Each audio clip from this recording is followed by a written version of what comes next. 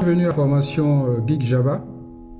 Et donc, après les premiers exemples pour dire bonjour en Java, en Python, en Ruby et avec Pygame pour la programmation de jeux vidéo, aujourd'hui, nous allons faire une petite démonstration en Java toujours. Mais par contre, comment afficher une fenêtre en Java. Donc, comment gérer les fenêtres, comment faire une application desktop en Java, une application qui va tourner sur un PC, sur Mac ou sur Linux avec des fenêtres, au lieu de le lancer en mode console et avoir juste à mettre des informations dans la console. Donc, l'API en Java qui permet de gérer les fenêtres s'appelle Swing. Donc, Swing, c'est l'API en Java, Java standard, qui permet de gérer les fenêtres.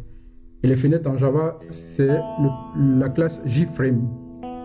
Donc, lorsqu'on est en programmation orientée objet, pour faire des fenêtres, il suffit de créer une classe, de l'appeler fenêtre ou de l'appeler Toto ou Titi, et de faire hériter de cette fenêtre de JFrame.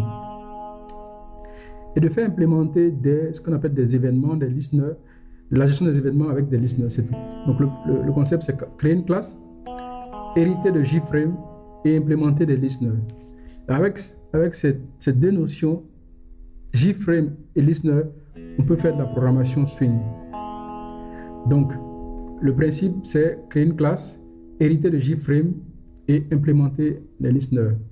Et dans notre exemple, on a créé un main, et dans le main, on instancie en fait cette fenêtre en lui passant juste le titre de la fenêtre, et automatiquement, on a une fenêtre. Et vous allez voir l'exemple à l'exécution. Donc, je rappelle, ici, on a la fenêtre. Donc, c'est une classe Java comme les autres, sauf qu'elle hérite de JFrame et elle implémente un listener. Ici, on a utilisé Action Listener. On a une troisième classe, mais c'est juste la classe qui va nous permettre, lorsque on va pouvoir mettre le bon user, le bon mot de passe, de pouvoir en fait afficher une pop-up pour dire à quoi bas. Donc, c'est juste ça. Donc, la méthode main pour lancer la fenêtre et une petite pop-up qui va nous dire à quoi bas. Et dans la méthode, dans la fenêtre, on aura essentiellement deux boutons, un bouton user name et un bouton password. Et on va vérifier que le username est formationgeekjava@gmail.com et on va vérifier que le mot de passe est 1, 2, 3. Et si c'est bon, on va afficher le message à quoi bas. Et c'est pas bon, on va afficher le message logging incorrect. Donc c'est un exemple de base pour montrer que en Java, c'est Swing qui permet de gérer les fenêtres. Et la classe mère des fenêtres s'appelle JFrame. Donc, toute classe qui va hériter de JFrame est déjà une fenêtre.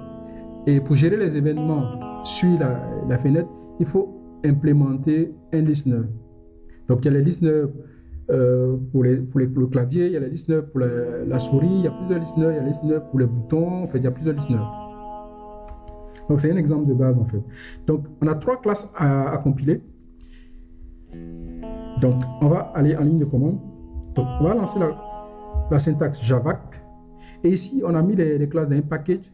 Donc, en Java, par convention, on met, lorsque c'est un produit commercial qu'on veut créer, on crée une classe qui s'appelle un répertoire qui s'appelle com.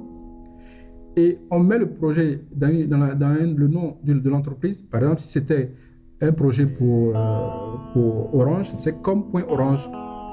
Et puis le projet sur Orange. Si c'était sur Move, c'est la même chose, com.move. Si c'est sur MTN, com.mtn, pour ne pas faire de jaloux. Donc, le nom de l'entreprise, et puis le nom du projet, et la liste des fichiers. Donc, avec cette syntaxe Java, le package étoile.java, je compile toutes les classes, tous les fichiers Java qui sont dans le fichier, dans le répertoire. Donc, si je vais dans le répertoire com, après entreprise, après projet,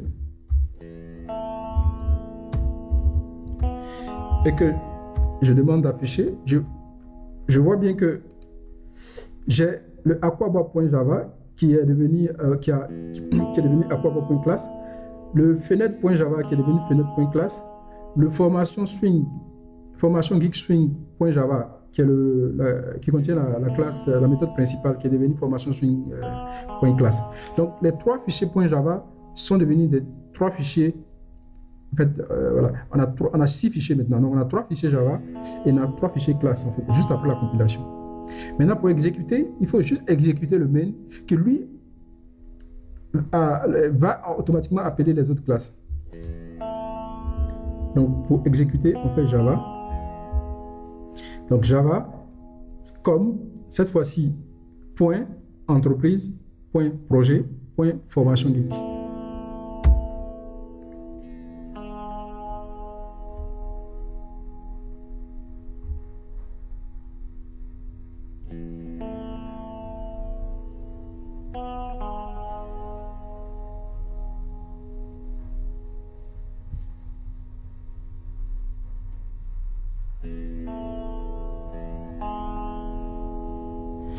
Voilà. Là, je ne suis pas au bon endroit.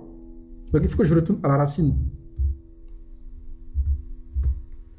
Voilà. Il faut que je sorte du... Voilà. Donc là, je vais lancer. Voilà. Donc, ça, c'est la fenêtre Swing qui s'affiche. Et donc, on voit que le titre de la fenêtre, c'est Geek Java Abidjan.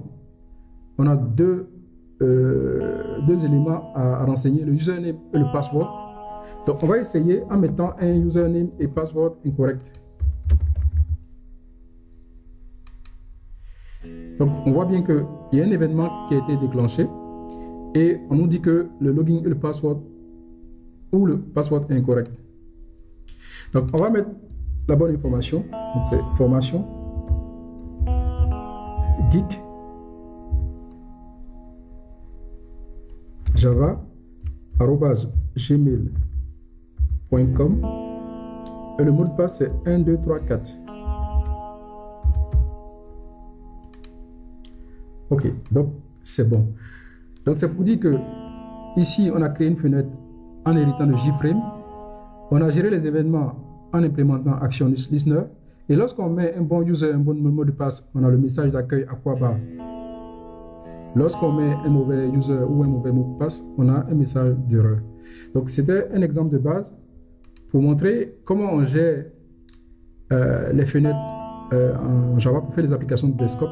Donc l'API qui est recommandée, c'est Swing.